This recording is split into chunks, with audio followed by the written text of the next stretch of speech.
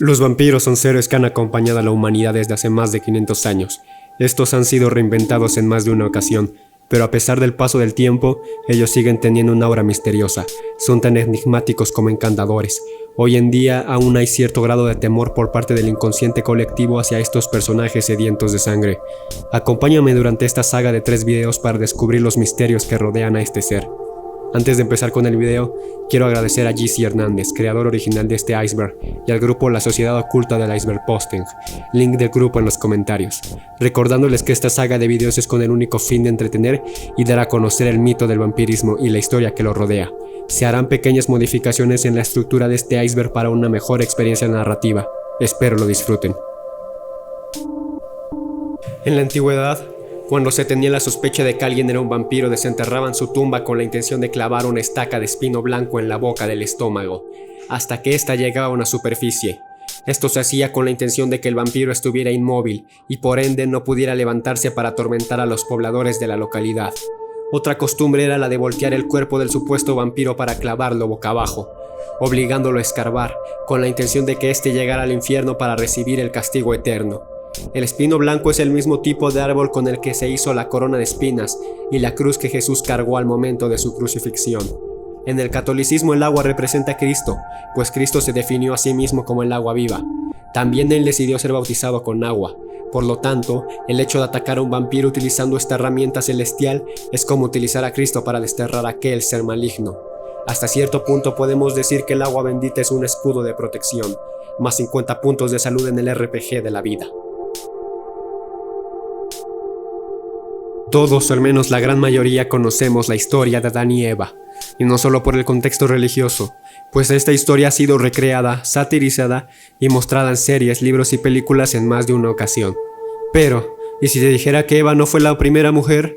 Dios originalmente diseñó a Adán y a Lilith. Él los creó con el propósito de que fuesen iguales, ambos ocupando un rol distinto, pero al fin y al cabo estaban al mismo nivel, cosa que a Lilith no le gustó. Después de una calurosa discusión, Lilith decidió marcharse del paraíso. Tiempo después, Dios envió a 3 ángeles para que intentaran razonar con ella, a lo que Lilith respondió que acabaría con los hijos de Dios. La maldad ya la había consumido. Posteriormente, Lilith tuvo descendencia con el arcángel Samael, el cual Dios usa para tentar a las personas y después acabar con ellas. El concepto de esta historia y el vampirismo se remonta mucho tiempo atrás, a la antigua Sumeria. Se cree que la diosa Inanna, y ojo con esto, también conocida como Lilitu, después de ser agredida sexualmente mientras dormía, despertó una sed de venganza en ella. Esta ira la lleva a arrasar con miles de vidas. Inanna se alimenta de la energía sexual de los seres humanos, y al igual que Lilith, crea una raza de seres que se alimentan de la energía vital de los hombres. Hay muchas similitudes en estas dos historias, con muchísimos años de diferencia, aunque bien se podría decir que la cultura hebrea funda la concepción moderna de lo que es un vampiro, podemos apreciar que la concepción de este mito ya existía con milenios de anterioridad. Para ti, ¿cuál es el origen de los vampiros? Ya hemos dicho que el folclore eslavo popularizó al vampiro, aunque también descubrimos que estos seres podrían provenir desde el inicio de la civilización humana. ¿Por qué no hablamos del lugar del cual se cree provienen estos seres? Rumania es un país de Europa del Este en el cual se encontraron los restos de humanos más longevos. Es un país demasiado extravagante. Al momento de hacer este video he estado viendo varias cosas y pues es muy bonito. Sí parece un lugar de cuento de hadas. La verdad, no sé muy bien a qué se refería el iceberg con esto de hogar de vampiros. Supongo que es algo demasiado hollywoodense, pero les contaré de una criatura popular en ese país, los Strigoi. Se cree que estos seres entran a las casas para absorber la vitalidad de los infantes. ¿A qué les recuerda esto? También tienen la habilidad de hacerse invisibles y a diferencia de un vampiro, se cree que estos seres no actúan a voluntad. Los Strigoi son el 7º hijo varón de una bruja o de alguna mujer que haya cometido adulterio. A simple vista no se diferencian de los humanos. Hay tradiciones que afirman que los Strigoi son vampiros humanos, es decir, humanos con capacidades vampíricas, pero sometidos a las leyes naturales. Para que los Strigoi dejen en paz a sus víctimas, hay que esparcir semillas con clavos ocultos dentro de ellas. Estas criaturas obsesivas no pueden seguir su camino sin antes contar las semillas. Cuando se pinchan con los clavos ocultos, comienzan a contar de nuevo. La única manera de eliminarlos es arrancándoles el corazón a plena luz del día y anclándoles a la tumba con estacas. Por varios factores podemos observar que el Strigoi es el precursor del vampiro moderno. Podemos darnos cuenta que hay muchas coincidencias con los temas que hemos tocado en este video, coincidencias que tal vez no lo sean. Si hemos puesto atención en el video, notaremos que, hasta este momento, un factor que es común en el mito del vampiro antes de la llegada del siglo XIX es que en realidad ellos le robaban la energía vital a las personas, en lugar de extraerles la sangre. Lo que nos depara en esta posición del iceberg atará muchas preguntas que posiblemente tengamos en este momento. La energía es una medida de la capacidad de algo para producir trabajo, no es una sustancia material, y puede almacenarse y medirse de muchas formas. Un claro ejemplo es el combustible. Para que un auto se desplace de un punto A a un punto B, utiliza la explosión del combustible y el aire, provocado por una chispa, para expandir el gas empujando el pistón de arriba abajo, creando un movimiento que más adelante llegará a las ruedas, haciéndolas moverse, dándonos como resultado el llegar a nuestro lugar de destino. Este sencillo, pero importante ejemplo, nos servirá para describir lo que viene por delante. ¿Alguna vez te has sentido cansado? ¿Notas que tu estado de ánimo empeora o te sientes más débil física o mentalmente al estar cerca de una persona? El ser humano, al igual que todo en este universo, necesita energía para subsistir. Lo creas o no, el vampirismo energético es una actividad que es reconocida por la psicología. Todos conocemos a una persona que es extrovertida, alegre, gritona y que siempre parece estar activa, ¿no? Este tipo de personas requieren mucha energía y normalmente solo tenemos dos respuestas al estar cerca de alguien así. Nos unimos y nos llenamos de gozo, o por el contrario, nos sentimos atacados e intentamos repeler esa agresión, ya sea actuando de manera grosera, huyendo de ahí o en el peor de los casos, sintiéndonos tristes. Esto ocurre porque para funcionar necesitan absorber la energía que no estamos usando. Por el contrario, existe un tipo de vampiro energético, el que siempre está decaído, aquel que siempre nos cuenta sus problemas y con ello logra que nuestro estado de ánimo se convierta en uno muy parecido al suyo. El vampiro alegre al menos nos puede ayudar a pasar un buen rato, alguien que con su optimismo y positividad excesiva podría lograr que estemos en la misma frecuencia. Si lo miras desde cierta perspectiva, sería un ganar-ganar, pero el segundo caso solo traerá infortunio y tristeza a tu vida. Son seres que llevan la miseria y la apatía a las personas con las que tienen contacto. Lo único que podemos hacer en ese caso es intentar razonar con la persona, hacerle notar que hay cosas en la vida mayores a su ciclo de tristeza. Si esto no funciona, lo mejor sería cortar todo tipo de relación con el vampiro en cuestión. En mi opinión, el vampiro energético más famoso podría ser It. Si lo pensamos bien, él se alimenta del miedo de las personas. Esto mismo ocurre con este tipo de superhumanos. Ojo con esto, superhumanos como los Argois.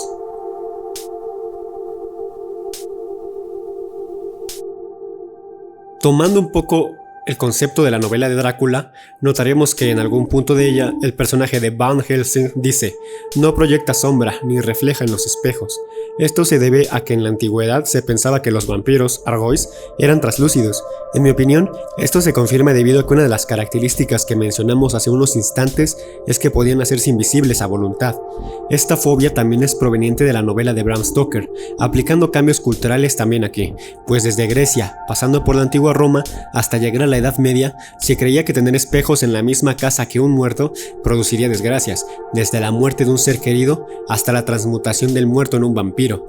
Esto era debido a que se solía creer que los reflejos capturaban el alma de las personas. Como lo dijimos peldaños más arriba, profanar una tumba para enterrarle una estaca a ciertas personas bajo la sospecha de que eran vampiros solía ser una actividad común unos siglos atrás. Bajo este contexto, no debería ser tan impactante que en las noticias se difunda este tipo de información.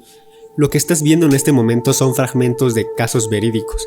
Tristemente no podemos confirmar si eran vampiros reales o no, pues era muy fácil levantar sospechas sobre cualquier persona en aquella época. Aún así, dejo en tus manos la decisión final. Señala que los vampiros solo pueden entrar en una casa si son invitados por algún habitante y que esta invitación se prolonga aún después de la muerte del propietario. Incluso apunta un caso en el que un vampiro entraba y salía a gusto de un burdel de Lyon, ciudad de Francia, 200 años después de haber sido invitado a dicho establecimiento.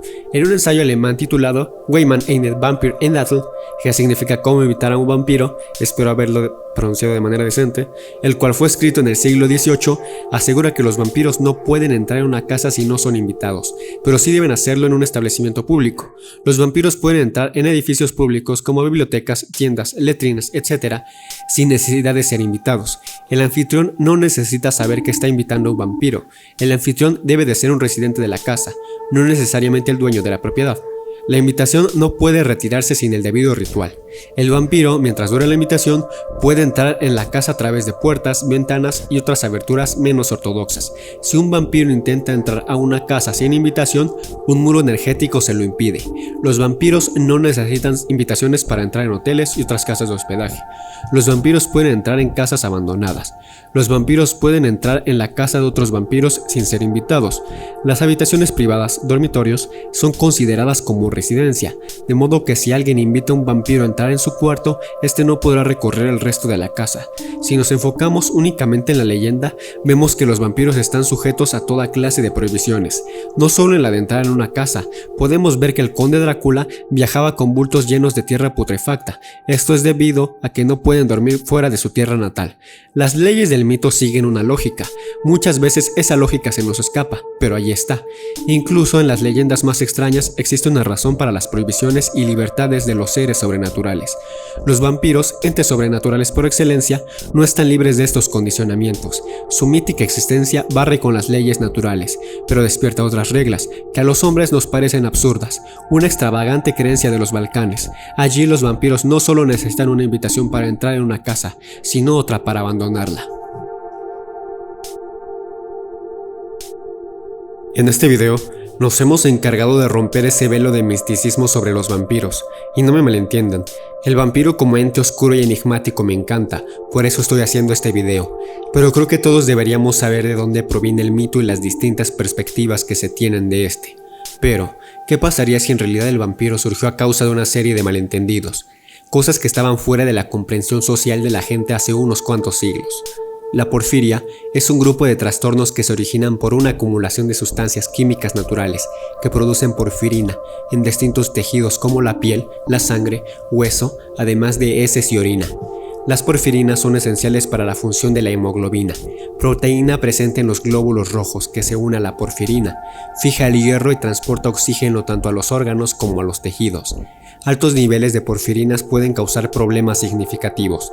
Existen dos categorías generales de porfiria: aguda, que afecta principalmente el sistema nervioso, y cutánea, que afecta sobre todo a la piel. Algunos tipos de porfiria tienen síntomas tanto del sistema nervioso como de la piel. Ahora que sabemos lo que es la porfiria y vimos cómo se manifiesta en el cuerpo, pasaremos a ver las coincidencias entre las personas que tienen este padecimiento y lo que nosotros denominamos un vampiro. Esta información la saqué de un PDF muy bueno que me encontré navegando por la red al momento de hacer este video. Lo dejaré en la descripción al igual que todas las fuentes que usé para la creación del material. Palidez, característica de un cuadro anémico, ya que el defecto enzimático impide al paciente procesar adecuadamente su hemoglobina. Eritrodontia. Las porfirinas en exceso se acumulan en la dentina, tiñendo los dientes del enfermo de color rojizo. Fotosensibilidad. Es el resultado de la acumulación de las porfirinas libres en la piel, produciendo serias lesiones ácnicas al contacto con la luz del sol. Por esto el paciente evita su exposición a la luz intensa. Las porfirinas que se acumulan en la piel pueden absorber luz de cualquier longitud de onda, tanto del espectro ultravioleta como el espectro visible, y luego transferir su energía al oxígeno. Esto trae como consecuencia la liberación de oxígeno. Estos radicales libres son altamente reactivos y al contacto con la luz oxidan los tejidos. Es común que los pacientes porfíricos tengan lesiones en áreas expuestas a la luz como la cara y manos. Por eso los enfermos graves podrían vestir ropas que los protegieran y así evitar su exposición a la luz, por lo que podrían ser exclusivamente nocturnos. Hipertricosis. Tal vez sea respuesta al daño intenso producido por la luz. Este crecimiento de pelo puede ser en lugares más expuestos a la luz como hombros, dorso a la mano y dedos, así como en la cara. Daño óseo. Las porfirinas depositadas en los huesos son causa de severa pérdida de tejido óseo, causando contracturas y deformidades de las extremidades y de la cara. Acrosteolisis. Cambios oculares, conjuntivitis, ectropión y cicatrices corneales a causa de los depósitos de porfirinas. La sangre como alimento. En la época en la que el auge del vampirismo estaba en su mayor esplendor, el tratamiento para la porfiria ni se imaginaba. Probablemente el organismo, para tratar de cubrir su necesidad fisiológica, despertó en el individuo enfermo una conducta que en términos médicos se denomina pica. Esto significa la ingestión de sustancias que no son alimento. Así el paciente porfírico en etapa terminal podría haber ingerido sangre en primera instancia de animales y tal vez después de humanos. Aunque es bien sabido que la hemoglobina por vía oral es digerida y por lo tanto no causa mejoría sintomática, cabría la posibilidad de que, administrada en grandes cantidades, podría ingresar al organismo por medio de un fenómeno llamado capilaridad. El ensayo llega a la conclusión de que cuando el auge del vampirismo cobró más importancia, ya se conocía la importancia de la sangre en la fisiología humana y que su privación trae como consecuencia la muerte. Por lo tanto, para aquellos estudiosos del mito no era ilógico pensar que se pudiera volver a la vida o prolongarla bebiéndola. Cierro cita. Esto nos explicaría hasta cierto punto el por qué se creía que un demonio poseía el cuerpo del Argoy. Creo que es una teoría interesante y válida, siendo que se debe mirar desde varios ángulos este tipo de temas. Siguiendo este peldaño médico del iceberg, podemos encontrarnos con que algunos investigadores proponen que el vampirismo pudiese ser causado por diferentes enfermedades. Pongámonos en contexto. El siglo XVII tuvo la mala suerte de contar con más de un periodo de peste, empezando entre los años 1596 y 1602, que fue devastador para el norte y centro de España, incluyendo Andalucía. El segundo brote fue la gran peste de este siglo entre los años 1647 y 1652, y la última de las tres grandes epidemias de aquel siglo ocurrió entre los años 1676 y 1684. Durante estas pandemias era frecuente que los enterramientos se realizaran en fosas comunes y que los fallecidos fuesen sepultados con demasiada velocidad para evitar que la enfermedad se propagara. Es muy probable que algunas personas hubieran sido enterradas vivas mientras agonizaban. Su entierro prematuro podría haber provocado una situación infernal en la que escapasen de las tumbas, siendo observadas por algún caminante que daría testigo de la existencia de muertos saliendo de aquellas fosas comunes. La rabia es una enfermedad infecciosa de tipo viral que se adquiere por la mordedura de zorros, murciélagos y lobos. Adivinen quién se puede convertir en murciélago. El virus asciende desde la zona de la mordedura hasta una zona del cerebro conocida con el nombre de sistema límbico, siendo responsable de parte de los síntomas de estos pacientes: agresividad, hipersexualidad y alteraciones del ritmo, vigilia y sueño. Sabemos que durante el siglo XVIII hubo grandes epidemias de rabia en la Europa del Este, de donde provienen en mayoría los mitos de vampiros, lo que implicaría una más que curiosa coincidencia geográfica y temporal con el momento de mayor difusión de la leyenda. Además, los pacientes afectados por esta enfermedad fallecían en un plazo de tiempo muy corto. Los pacientes afectados de la rabia tenían una elevada sensibilidad a determinados estímulos olorosos, ajo, al agua y a verse reflejados en los espejos. Todos estos estímulos pueden producir unos espasmos faciales característicos que pueden desembocar en asfixia, que es la causa más frecuente de muerte en estos pacientes. A pesar de todas estas coincidencias, esta enfermedad no explica todos los elementos característicos del mito. Un espíritu familiar es un ente mitológico con poderes mágicos, que según la tradición, serán invocados por algún practicante de las artes oscuras, generalmente un mago o un brujo. Normalmente adoptan la forma de animales domésticos o de criaturas mitológicas o demoníacas. Este nombre proviene de que el dueño debía pasar el conocimiento y la manera de mantenerlo a sus hijos, para que así este ser continuara en la familia. El familiar es un ser que obedece los propósitos de su amo o persona con la cual ha hecho un pacto, actuando como sirviente y ayudante, o para favorecerlo económicamente con sus poderes. Para tener un vampiro a nuestra disposición, debemos extraer la sangre de alguien que haya tenido una muerte violenta, y después de una semana de hechizos, una pequeña criatura se formará dentro del recipiente, a la cual deberemos alimentar con nuestra sangre. Durante otra semana, después de este periodo de tiempo, un vampiro dispuesto a ser nuestro siervo saldrá de la botella. Espero les haya gustado esta primera parte del iceberg de vampiros. Recuerda que las otras dos partes ya están en el canal. Si te ha gustado, no dudes en dejar tu like, tu comentario y suscribirte. Si crees que mi trabajo valió la pena, puedes compartir este video con tus amigos. Y si te sobra y te nace, puedes ayudar económicamente al canal con el link que está en la descripción, junto al material que utilicé para elaborar este video, pues si te quedó alguna duda, puede que ahí encuentres la respuesta.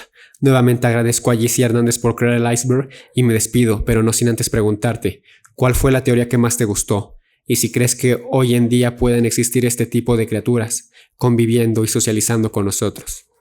Hasta la próxima.